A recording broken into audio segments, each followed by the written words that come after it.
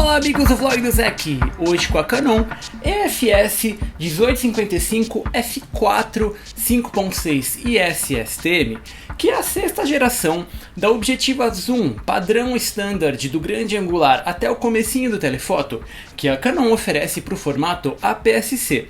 Pois é, essa daqui que é aquela tradicional objetiva zoom de kit, né, que a Canon oferece tanto nos corpos Rebel quanto também na 70D e na 80D, é essa que vem aí na sexta geração, trazendo uma grande novidade sobre a versão anterior, que era a quinta geração, com o motor STM, essa daqui que agora ela parte do F4 até o F5.6. Pois é, tipicamente esse tipo de equipamento geralmente sai do F3.5 até o 5.6, e a Canon está justificando aqui numa redução de 18% do tamanho do equipamento, pensado aqui, né, tá montadinha na nossa SL2 para este público que é um equipamento cada vez menor. E hoje vamos ver o que eles estão entregando aqui numa mais recente 1855, essa daqui que é sempre aquela objetiva que o pessoal compra com a câmera e vem me perguntar, pô, o que eu posso comprar de melhor? E eu sou um grande defensor desse tipo de equipamento porque ele é geralmente leve, acessível, fácil de usar e os resultados não deixam aí de entregar as fotos que a gente precisa. Então vamos ver o que eles estão fazendo aqui, como que ela se comporta na câmera de mais um review aqui do vlog do Zek. Ela que já está montadinha, né, aqui na nossa SL2, que é a menor DSLR do mundo, né, a Canon sempre atenta aí essas demandas do mercado, tanto o pessoal que quer uma mirrorless, uma câmera menor. Ela que está aqui em 6.2 por 6.1 centímetros, de 215 gramas de principalmente plásticos e vidros. A primeira coisa que a gente nota na nova EFS 1855 F4 5.6 é o tamanho. Sejamos francos, a 1855 F4 está de fato 18% menor que a versão F3.5 5.6 e lembra quase uma cinquentinha F1.8 enquanto fechada, expandindo com a operação do zoom até os 55mm. Mas sinceramente, o mercado mirrorless tem objetivas muito menores e com equivalência até mais flexível do grande angular, e até a Canon tem peças muito menores FM 1855 ou 1545 com design dobrável para as câmeras EOS M. Então fica a dúvida, o F4 não é nem tão menor que o F3.5 para justificar a redução do tamanho, e a versão F3.5 5.6 não é mais vendida em todos os kits. Qual é a vantagem afinal? Na minha opinião é a construção. Com o corpo em policarbonato e dimensões reduzidas, essa de fato é das 1855 mais robustas que já vimos por aqui, e não há desalinhamento das peças que poderia causar degradação da qualidade de imagem. A operação também é super simples, com um anel generoso de 3 cm para a operação do zoom dos 18 aos 55mm em menos de 90 graus, e não precisamos nem abrir e fechar a objetiva, como os outros designs dobráveis. E na frente, o anel de foco manual indica a primeira função principal do lado de dentro, com o motor STM Stepping Motor, inventado pela Canon como alternativa silenciosa e suave para gravações de vídeo com o EOS Movie. O anel de foco é uma função secundária. Como o STM enviará os sinais eletrônicos ao grupo de focagem, o anel tem a pegada lisa e imprecisa, além da ausência da janela de distância na objetiva, dificultando o uso do foco manual. Mas por outro lado, o AF-STM é relativamente preciso e rápido, se comportando quase como os USM no dia a dia. É bem difícil perder o momento do clique na Canon. O mais importante é o algoritmo de focagem contínua compatível com câmeras Hybrid CMOS ou Dual Pixel para gravação de vídeos, se comportando como uma verdadeira handicam pela qualidade da focagem, segura, rápida e confiável, além de absolutamente silenciosa para a captura de som, também direto na câmera. Outra função do lado de dentro, e já quase padrão nas objetivas zoom da Canon, é o estabilizador de imagem embutido IS, o Image Stabilizer. Aqui taxado em até 4 stops, ele é outro exemplo da maestria dessa fabricante para com a função, segurando composições das fotos sob pouca luz, até meio segundo dos 18mm aos 55mm, bacanas para deixar o tripé em casa e reduzir o ISO das fotos. E também durante a gravação de vídeos, o IS da Canon sempre brilha, sem travadinhas na imagem, com movimentos de panning perfeito e, como o AF-STM, totalmente silencioso. Por fim, na frente, a última vantagem da 1855 se dá no trilho de filtros fixo, graças ao motor de focagem interno STM, perfeito para usar filtros polarizadores, usado em todas as fotos deste review para aumentar significativamente a saturação das fotos. Os filtros de 58mm não diminuíram apesar da abertura menor f4 e são compatíveis com outras gerações de 18-55mm. Eles vão dentro do trilho de parasol opcional EW63C, não incluído no kit, e atrás uma última novidade da 1855. No lugar do bump de borracha das objetivas EFS, há uma cobertura não removível de plástico para proteger o último elemento óptico, caso você force a montagem desta lente numa câmera full frame, que não é compatível. E a baioneta de montagem é feita de plástico, um acabamento menos nobre que o metal, embora seja tão resistente quanto. Nada é declarado sobre o weather sealing, obviamente, e esta é a diminuta EFS 1855 f4 5.6 e SSTM. Com uma fórmula ótica de 12 elementos em 10 grupos, uma nova peça esférica herdada da geração STM para performance em todo o range do zoom, e cobertura Super Spectra para o controle de reflexos internos, aumento de contraste e cores. A performance ótica da EFS 1855 f4 5.6 é, como era de se esperar, justa. Convenhamos, vocês sabem que a qualidade de imagem não será das melhores no Objetiva de Kit, pensada como porta de entrada dos fotógrafos iniciantes e que ainda estão experimentando com fotografia de DSLR. Então as fabricantes incluem o mínimo necessário para extrairmos a imagem do sensor das câmeras digitais. Mas eu sou um grande defensor que essas imagens são totalmente usáveis para as publicações atuais em sites, redes sociais, vídeos e impressões modestas até o A3, e já fica a recomendação muito simples. Sem dúvida vale a 18-55mm no kit para sempre, dada a portabilidade e facilidade no uso.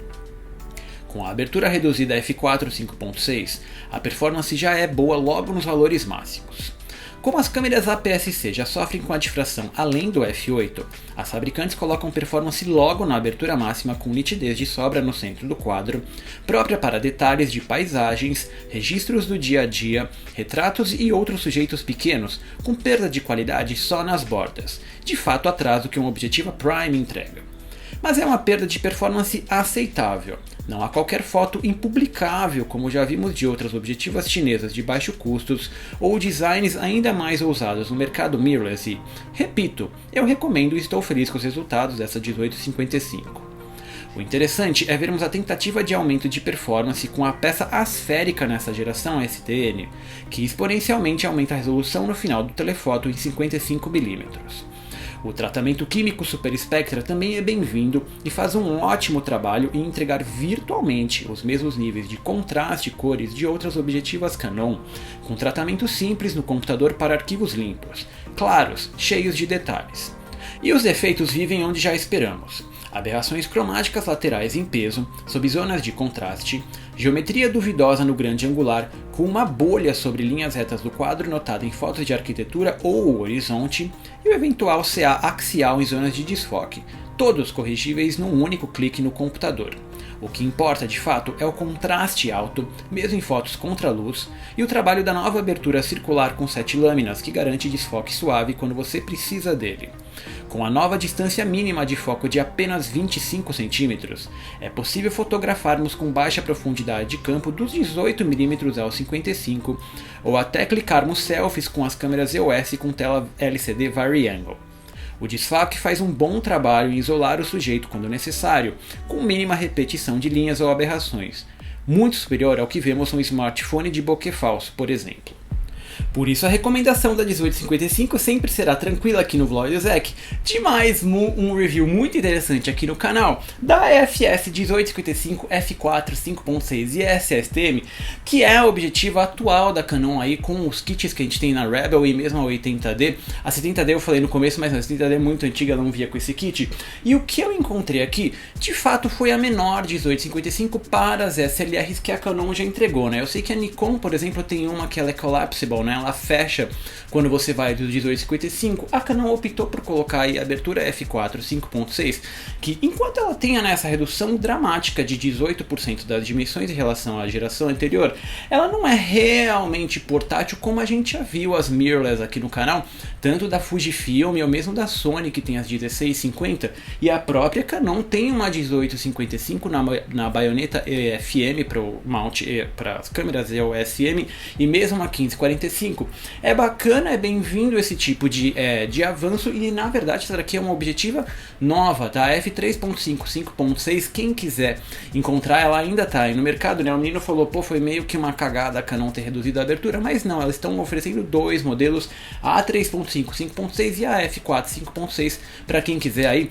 essa flexibilidade do que quiser carregar na mochila. De fato, a construção, né, a Canon ela tem dominado aí o policarbonato, como eu mostrei para vocês na 80D, na T7i ou mesmo na SL2, de você ter uma objetiva extremamente bem feita, apesar de totalmente de plástico, que você vê que a operação do zoom é suave, ela não balança o barrel interno, ou seja, você não vai ter problema de degradação de imagem com desalinhamentos, que era um problema antigo, né? Eu que tenho desde a primeira geração com a 20D da 1855, você via que ela dava uma balançadinha quando você chacoalhava a câmera, e você via que isso pode gerar desalinhamento nas bordas. Isso não acontece na nova F4 5.6, eu acho que todas as outras STM elas também não têm esse tipo de problema. E ela tem, né, essa operação com o motor STM, o Stepping Motor, que traz aí a operação totalmente interna do foco automático, que traz esse sistema silencioso de focagem, que tem o algoritmo revisado aí para quem está fazendo gravação de vídeo com foco contínuo. Você não vai ter problemas aí do próprio microfone da câmera captar o som que a objetiva faz, né? Eu recebi uma mensagem de um de vocês sobre a EF40, ou mesmo a EF24, a EFS24 F2.8, as duas STM, que elas fazem um barulhinho. Essa daqui é totalmente silenciosa, ela é totalmente interna, e a gente ainda traz essa vantagem dela não girar a rosca da frente de novo, né? As primeiras gerações, você tinha aquele anel que girava na frente, você não poderia usar os polarizadores. Essa daqui resolve tudo isso. Ainda do lado de dentro, a Canon inclui aí o IS, o Image Stabilizer de 4 stops, que está padrão já nas objetivas da Canon, e sempre muito bem-vindo de você poder reduzir aí o seu tempo de exposição e a própria objetiva segurar até 4 stops, que aqui dá quase meio segundo de exposição quando você está bem firme com a mão, que de novo é bacana para compensar o F4, você deixar o tripé em casa. E quando a gente vai fazer a gravação de vídeo com o EOS Move, você tem aí um dos melhores estabilizadores do mercado, que você não vê aquelas travadinhas que eu já mostrei para vocês, por exemplo em objetivas da Fuji ou mesmo da Sony, que tem também o estabilizador interno na câmera, que a Canon prefere ainda não colocar.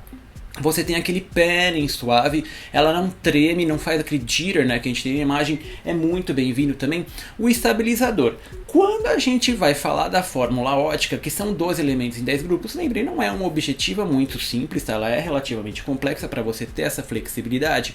E é aí que eu defendo esse tipo de objetiva no kit. Cara, olha o tamanho disso daqui para você ter, né, do final do grande angular ao começo do telefoto, que de fato ela não é a melhor coisa que a gente já viu. Sensores APS-C hoje em dia tem cada vez maiores demandas de resolução no quadro todo, mas você consegue, é difícil, né, você falar que alguma das fotos que eu apresentei aqui é uma foto ruim, impublicável, e eu defendo isso no kit por você ter aí a flexibilidade dos de 2.55, a abertura que vai atender aí a maioria das fotos que a gente está trabalhando, e que fica a recomendação para quem que é de fato essa objetiva. Cara, eu acho que ela é básica no kit, eu mesmo ainda tenho a minha 18-55, que enquanto tenha todo o kit do Vlog Zack, que eu vá levar para trabalhar quando eu tenho alguma exigência aí mecânica na série L ou mesmo ótica, as 18-55 são bacanas para o pessoal que viaja, que fotografar a família. Você não precisa de fato vendê-la do kit, você pode incluir outra objetiva caso você tenha necessidade, mas para 99% das situações, para foto com tudo em foco, paisagem, trilha, é sempre bem-vindo a gente ter isso aqui no kit, e é super recomendada a 18-55. Eu defendo esse tipo de equipamento. Eu sei que uma galera me pergunta o que eu posso comprar melhor, seja as 17-50 com f2.8 ou mesmo as 17-70 ou mesmo as 18-135, eu continuo defendendo as 18-55, que são das objetivas mais flexíveis que a gente tem na linha da Canon hoje. Por isso que ela é oferecida, né, na década de 80, 70, as fabricantes ofereciam as DSLRs com uma 50 f1.4, quando você ia ter o kit mais flexível. Hoje em dia, né, com essa performance que a gente tem das zooms, essas aqui são as oferecidas, e vocês podem ler lá o artigo no blog do Zack para quem está com limitações, aí não consegue assistir o vídeo, não tem tempo, não não tem áudio. Vocês podem ver as fotos lá no Tumblr, tá? O Flickr eu não sei como vai ficar, porque o Flickr em fevereiro agora deste ano eles reduziram o tipo de serviço, eu não consigo mais fazer o upload. Eu estou sociável com vocês aqui no YouTube, com os comentários, via Facebook, via Instagram, via Snapchat, via Twitter. E gente, é isso, um objetivo é que eu me diverti, tá? Ela foi testada na iOS M, ou seja, era um pacote pequenininho que eu podia carregar aqui. Eu fui testar isso em Itatiaia, não tive nenhum problema em carregar peso, né? E quem me emprestou essa objetiva, vamos aos abraços do vlog do Zec, que é pro Rodrigo Zanuto, pro Ed Jackson e o Netão Costa, ele que me emprestou essa objetiva. Ele tem a 1755 f2.8, que ele comprou querendo uma coisa melhor, mas ele faz trilha, ele fotografa paisagem. E aí eu falei, bom, você tá carregando uma objetiva maior com o f2.8, sendo que o f2.8 foi pensado para você estar fotografando eventos, se você tiver necessidade de essa abertura, você poder compensar na velocidade do obturador, não para fotografar no f7.1 ao f8 as paisagens que a gente quer tudo em foco. Começa a usar essa daqui, e ele que me emprestou, agradeço muito. E gente, é isso, o beijo, o abraço, o humor de sempre aqui do vlog do Zec.